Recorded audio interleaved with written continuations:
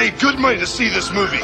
When they go out to a theater, they want cold sodas, hot popcorn, and no monsters in the projection booth. Everyone pretend podcasting isn't boring. Turn it off.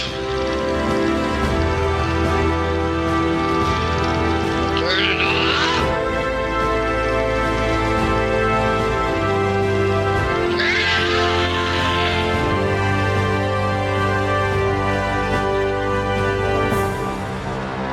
1984 has been a tough year. Our sales are down, our growth is down. Sonny, I brought you in here to grow the basketball business. People don't know what the hell a Nike is. What's a Converse? NBA All-Star shoe. There's nothing cool about Nike. You would have to have a pretty compelling pitch. I can tell them the one thing the other companies can't compete with. Our basketball division is terrible. I do not love it. This is where you come up with a brilliant idea that no one else can see. Let's hear it. I got it. I found him. Who's that? Jesus? Can't afford it. I'm willing to bet my career on one guy. My name's Sonny Vaccaro. I'm with Nike. Do you typically make it a habit of showing up at people's front doors unannounced? I don't like to take no for an answer. Oh, man. Here we go. You ask me what I do here. This is what I do. I find you players, and I feel it this time. Yeah, okay, it's risky. When you were selling sneakers out of the back of your Plymouth, that was risky. Don't change that now. For a rookie? Yes. Who's never set foot on an NBA court. That's the literal definition of rookie. Yeah. What's the plan? We build a shoe line around just him. I need the greatest basketball shoe that's ever been made. Who's the player? Michael Jordan. Your motor is...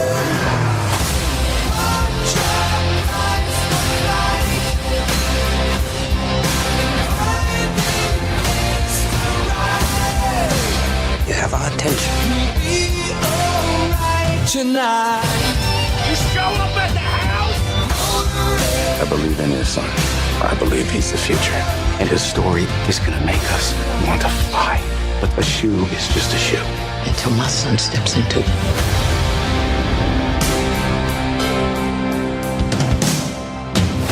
You got a name for it? Air Jordan. I don't know. Seriously? Well, maybe it'll grow on me.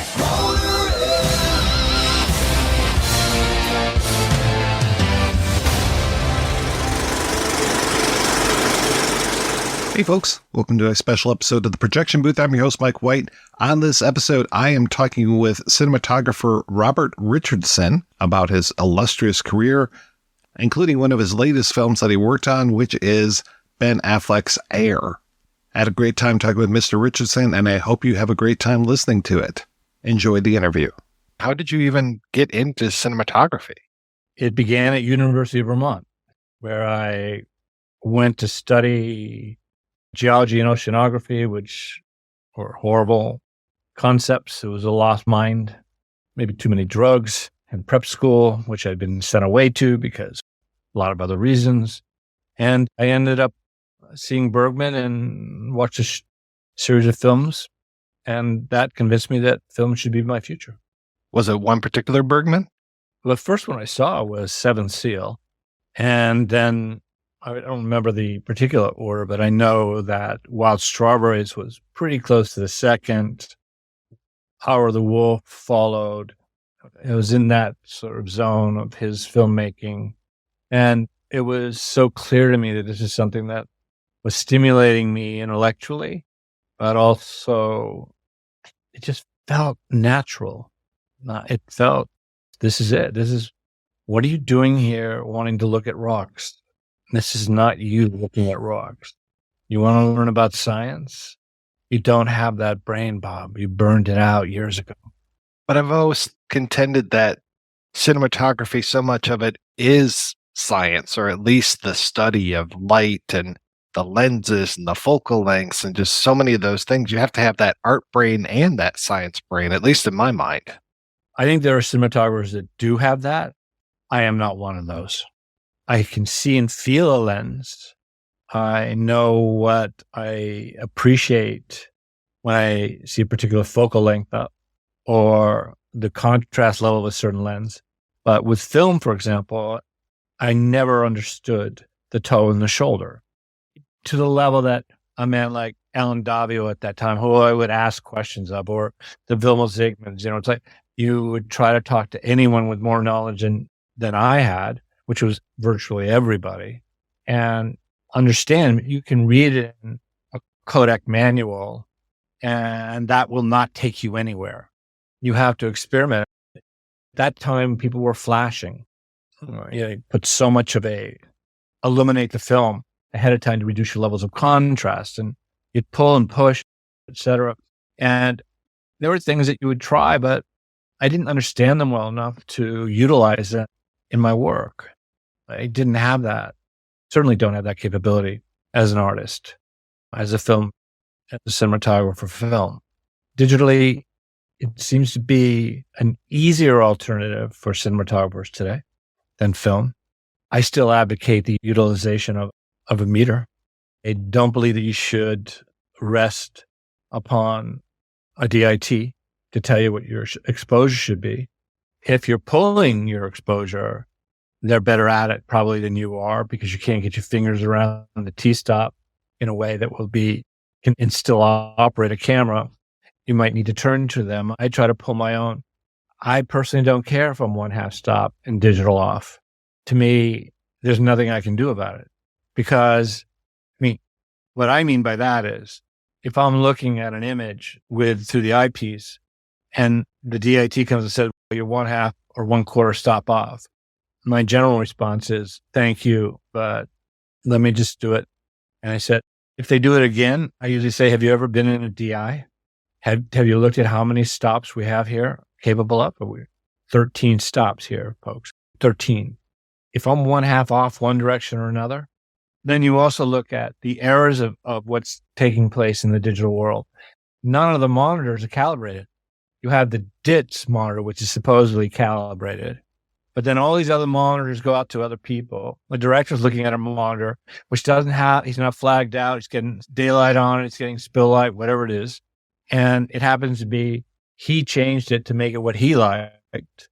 And so no matter what you do, I was shooting a commercial just last week, 2 weeks ago in Toronto. And Chris, who I'm a friend with, said, hey, looks overexposed. Are you sure?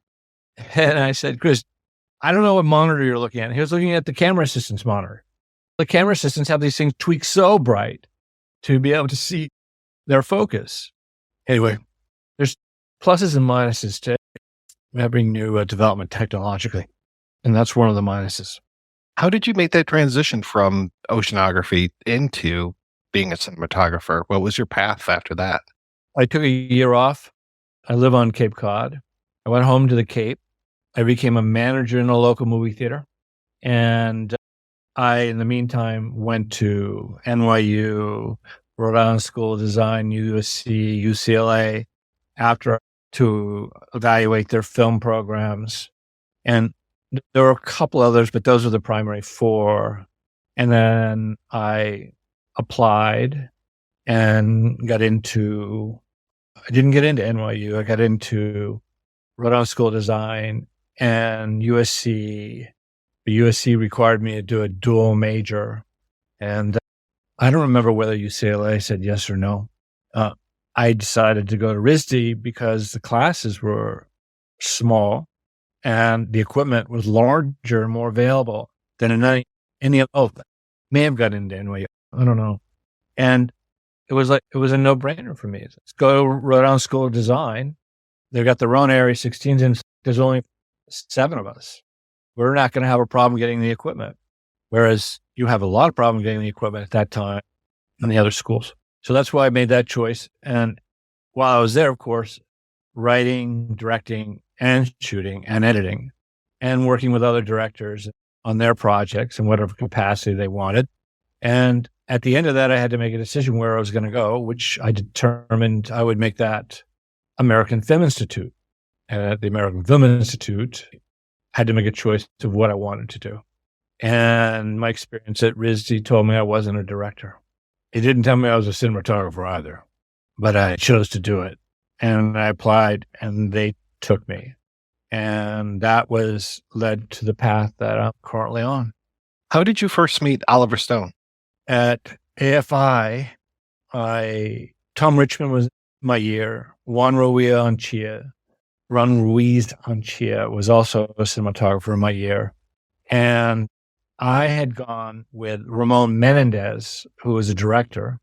He spoke Spanish, and he agreed to join me as a sound man. And we went to El Salvador during the war, and we covered the war from the perspective of the right, which wasn't my perspective at that time. We were covering death squads and the military. My leanings were another way, but there was a French crew shooting with a British director who was the left, and they were going to put these two films together, these two sides, point of views together, from Chris and from Jeff Harmon, who was my director. And Jeff was fantastic and learned quite a bit from him, but that was what happened. Ramon went. When I came back after the war, after shooting the war, Ramon got a job called Salvador as an AD. And Juan Ruiz Anchia was the slated DP. The film got delayed a number of times, and Juan thought he wasn't a perfect match for Oliver. And I believe that Ramon mentioned myself, probably other people as well. And I got a call, and I went in to meet Oliver in a small little bookshop across from Virgin. I think it was Virgin at that time. Was it Virgin on Sunset Boulevard? Right above Book Soup. I know there was a Tower. I'm not sure about a Virgin. Tower. It was Tower. No, it was Tower. Became Virgin. Yes, it was Tower. And he was in an office above. And I had done not a lot of work outside of the documentary. I'd done some reshoots with Alex Cox for Repo Man. And I'd done some second camera, but really more private, that Jacques Haitkin would oversee for Nightmare on Elm Street. And I'd done some third or fourth camera work on Electric Boogaloo, but that was about the extent of my work. Oliver, the one question I remember Oliver asking me is, I've said this before, is, can you intercut a long lens with a wide angle lens? Of course you can. And there was a little more discussion. And then Oliver, as I recall, he may not agree with this, but it was quite hot, and he was in a leather jacket, and he was sweating profusely. I took that to mean one thing, since he was a writer of Scarface, that something was taking place that was emptied to his body. He denies this to this day, but whatever it was hot in that room. And he did send me next door to the producer. I talked to the producer, and then a few days later, I got the script to read, and they hired me. I think I was 18 when JFK came out, and that movie blew my mind. Just the use of the different formats and just the way that whole thing was put together. Can you tell me a little bit more about the making of that? Did you shoot everything multiple times with different cameras, or how did you even accomplish that feat? We were pretty studied with that particular film, and the centerpiece of JFK is, of course, the Zapruder film, which now we're hearing so much more about, like missing frames and such, and Back and to the Left, of course, but Zapruder film being an 8mm was a centerpiece for us to work from. Then everything moved outside of that, and whether it was in full color, 35, or if it was not quite the truth, or we were imagining it to be the truth, or people were saying the truth, we would play with 35 black and white or 16 black and white, but they all had reasons for being in the film. And that was, we found a process, sort of a dictionary in which to shoot. We didn't duplicate things. We pretty much stuck to the world we were in. There may have been instances, but I can't remember them, where we did duplicate something in black and white, or it may have been altered later in post if you shot in color, and to make it into black and white for him. Can't remember all the details of that. I'd have to go back to my notes to see what changed. But it was a very studied approach in opposition to our work together on Natural Born Killers, which was much more a Pollock approach to filmmaking. Throw it on the canvas, find what the rhythm of that canvas is and what the colors are doing, but to work with many formats, unless, of course, it was a television show with Rod Dangerfield, which had a specific camera only for that sequence. But we sometimes would shoot some things in 35 and then switch to 16 and then go to Super 8 and duplicate a couple shots. For example, the shot outside on a landscape in a desert, and the two of them were walking and arguing. And I remember saying, this would be better looking in black and white than it will in color. He said, but I really want it in color. And we shot in color and black and white, and he made his choice in the edit. I think he used the color, but that was something that I didn't have a problem working with at all. It's like, just because a writer that's a director such as Oliver is also a writer as an editor. He's rewriting his film. And he had very good editors, Hank Corwin on that particular film, and they found a language. It's very much what format changes with Earl Morris, Fast, Cheap, and Out of Control, who I think used those changes. That was much more immense in terms of format changes. One day we were shooting the mole rats. I don't know if you've seen the film. The mole rats and tunnels. I'm going to get a camera there. So we called Roto-Rooter. And Roto-Rooter came in with one of their cameras, and we set it down the holes for the mole rats. Arrow was like outside of himself. Like, how cool is this? Yeah. And then he would take these things he just has a brilliant mind. It was a pleasure to work with, and his brain is extraordinarily tight, and it moves everywhere. Not certain where it's going, and then it's there, and then you got to be there. You got to get back. It's magical and frustrating, but frustrating in a highly creative way. His work, he produces great work, and so the same thing with Oliver. Just amazing when they get to the high level, when they're reaching the height of their skills. Another person that you've worked with who's no slouch is Martin Scorsese. And the work that you did on Hugo, all of your work that you've done with him has been fantastic. But to do 3D plus you're channeling the old films from the early 1900s, plus you've got this fantasy world that you're building inside of real world of Paris. It was amazing to see the work that you did on that. There's two films I think Marty got robbed on that I worked on. He certainly deserved an Academy Award for directing Aviator. And he certainly deserved another Academy Award for doing Hugo. It was extraordinarily brilliant work, and it holds up today. I had to watch it. I watched it recently with the woman I'm with, Melody, and Melody and I watched it, and she hadn't seen it. And I was a little distraught that I couldn't watch it in 3D, because I think it is a more visionary film in 3D than it is in 2D. But the story is as strong in 2 as it is in 3, but it lacks we struggled so hard at trying to achieve in depth. And that depth is integral to that story. Just as when you watch Jim's work on the avatars, you want the 3D experience. It's fantastic in 2, but when you can see it in 3, it's more immersive. And Marty and I were learning 3 at that time. And those are the first Alexis that we had. I think we had 1, 2, 3, 4. And we originally had 1 and 2, but we needed two more. And eventually they got them all, and they were constantly shifting. With Air, those are the first Airy 35s. And Alexis has been extraordinarily kind to me in my life.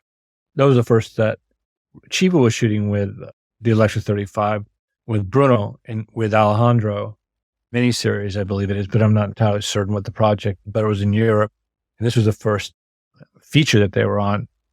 It's Air. It was a learning experience for both those films to learn the limitations of the color space. But it also was fantastic for both Marty and myself and Hugo to be able to see on a very good monitor the influences of depth with IO, with the camera just shifting slightly. If a lens is slightly off your head, how far you could push it, how far you couldn't. And we were vaguely getting there. We had our own digital suite on at Shepperton. So we were able to work the color. And Marty had a whole series of ideas, as he did with Aviator, that things would move progressively in different, you'd go back in time, autochrome, this sort of feel. In Aviator, he had 2-color, he had 3-color English, 3-color Technicolor, working with all those as various LUTs for the film. And here we were developing those even hand tinted, and difference between tinting and toning, and all that came into play. And Greg had done a lot of restoration, so he knew those, and he would grade, and someone would come in the room because the editing room was up above. She'd come down. We need to rework this because I'm having a problem with that, matching this. So it was a beautiful way. It actually informed me as to the process I currently utilize as much as possible when a film can afford it, is to have a grader on set and not truly try to create a small digital intermediate. You can't do all of it because you have so much more to do. Whereas in a film, you're only doing 2 hours or whatever the length of the film may be. But here you're doing hours of material every day.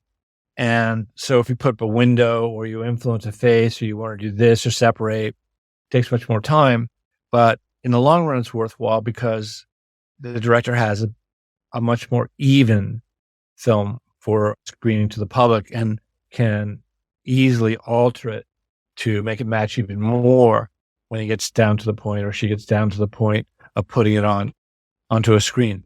Looking at your filmography, I figure you have to be very easy to work with, just because when people start to work with you, they work with you for a long time.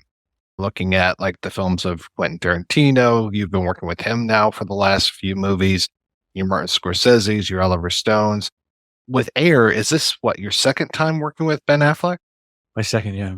I did a small piece with Jennifer with him, but yeah, my second. So what is that experience like for you working with him? I love Ben. He was very tight on this film. I think he's from beginning to end.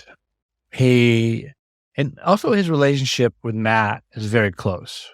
So the two of them, and Matt being a star as a lead actor, they work so well. They communicate. And also his relationship with Jason and Chris and Messina, and even because Chris was also in Live by Night. And there's this that team everyone was on top form for every shot because they knew it was going to be done X number of days. And there was going to be very few takes, and they had to nail it. That's it. And no one came in unprepared.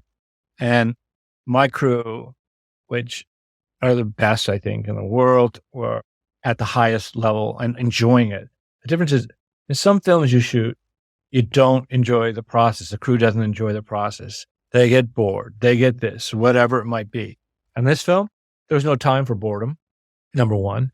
Ben was extraordinarily kind, as was everyone, in trying to make the shots work as fast as possible, figuring it out. It was fantastic. It's one of the reasons that film it just feels like it was made. It feels natural, and its movements and inconsistencies visually, they all seem to add to what the story is and what Ben finally made out of it. And it reminded me a little bit of what I had done on Wag the Dog, which was a very short scheduled film. And I think we had a 30-day schedule on that film. We came in at 29, but it was that kind of speed too. Bob was delivering at the high level. Anne was at a high level. Dustin was at a very high level. It was just in a great script. It's remarkable when you can do it that way, but it's very rare because on films that shot this rapidly, you don't have these kind of scripts, nor this kind of acting power. Hey, Viola, you want to, what is missing from Air? You have brilliant actors in every role. Ben would sometimes operate, which always made me laugh because he would steal shots, but they wouldn't be anywhere I want to put them. It's like he would set our shots. Like he'd say, I want from here, I want this size and that size. And he just knew what he wanted. But then he'd grab a camera, go search for other shots, sometimes rather than watching the monitor and what was taking place. And I'd go, oh no, that's Ben. He's operating. Let him do it. Let the man do it. And he got some very good material and he cut it in such a way that he did the film a good service. I was curious as far as how much you discuss with been before you actually start to shoot, and where some of the decisions come in? Because I was just rewatching it, and that scene where Matt comes in and he's talking with Viola for the very first time, and you've got those nice close-ups of both of them, but especially on Matt, and the camera's doing a move. It's like almost like he's at the same place in the frame, but the camera's definitely moving. I can see the background going. That's just brilliant stuff. How do you come up with something like that? A little bit of that is improv in terms of the camera move. They're on remote heads, and I know I want to go somewhere, and I know he wants me to get to that spot. So sometimes that's the result of being able to make that slight move. I know what you're talking about. So we also had to shoot very fast. So we used telescopic cranes, and my crew's extraordinarily knowledgeable about how to move, and they're on headsets with me, like you're on a headset. And I speak constantly to them about how I want it. And I'm in another room, and my camera assistant knows what's happening. He's on the same headset, so he knows if I'm making a camera move forward. Ben's watching it, and if he doesn't want it to go someplace, he lets me know immediately if he's not operating. So that's how that happened. And those are intuitive. They're not storyboarded that way to look like that in most cases, or at least in some cases. So that was the result of that. That's how you got the result of what you're talking about. You were talking about watching a movie with your girlfriend, and I'm so curious, how is it watching movies with you? Are you constantly, oh, they shouldn't have done that, or, oh, that was fantastic, or are you providing like a DP commentary for everything? No, she's a DP as well. So yeah, Melody, actually, we just had a baby in Paris. So it's been good to be down, to have time to spend with the newborn. But it's when I watch a movie, I don't talk. I try not to care. Okay, I'll do it this way. She may have a phone by her side, and I know I'll get upset because I'll say, are you interested in watching the film, or do you want to text somebody? And it's not really just her. It's so many people. Their concentration levels with a phone, it's as if life, just watch. If you want to talk about it, let's talk about it. We watched Hugo together recently, and you'd seen Hugo before, but this time she wanted to talk through, how did you do that? And I was fine. That I love doing it. Sometimes I'll say, let's watch it. Now let's go back and look at it, and you ask me the questions you have, and we'll do that on that film. And I have no problem with that. But no, when I'm watching movies, I'm singularly attached to the film. Recently, I watched many of Cotogava's films because I received a letter asking about doing a talk in France by him. And so I thought, oh, well, and I went back. I just went 2 days in a row, just as many as I could pull up. And I'd seen all his work, Capital, et cetera, at the end, but I knew very well the beginning, Z and State of Siege, and I knew that world so well. But yet it was great to go back and then to read about that. And sometimes it would be a commentary on a certain film, or it was off of Criterion, you'd get him discussing or other people discussing. And I love that aspect, because then it would take me to, oh, Monton, let's go. What's that? Wait, we don't, let's watch it with somebody else, a movie. And I'd slide into a different movie with them and then come back to Coast Hours. But it was like that world. And that's where I think film is. It's constantly letting one thing lead you to another. I have a teacher from University of Vermont, Dr. Frank Manchel, and he and I text every day. Email every day. And we talk about movies, and we'll just get on a run. It doesn't matter. It might start with Errol Morris. It might start with Errol Flynn. I just don't know where it's going to go. And then that film will take you down the path. If you're doing Errol Flynn, what director are you dealing with? If we're dealing with Anthony Mann and Jimmy Stewart, how do we follow Anthony Mann, or do we follow Jimmy Stewart?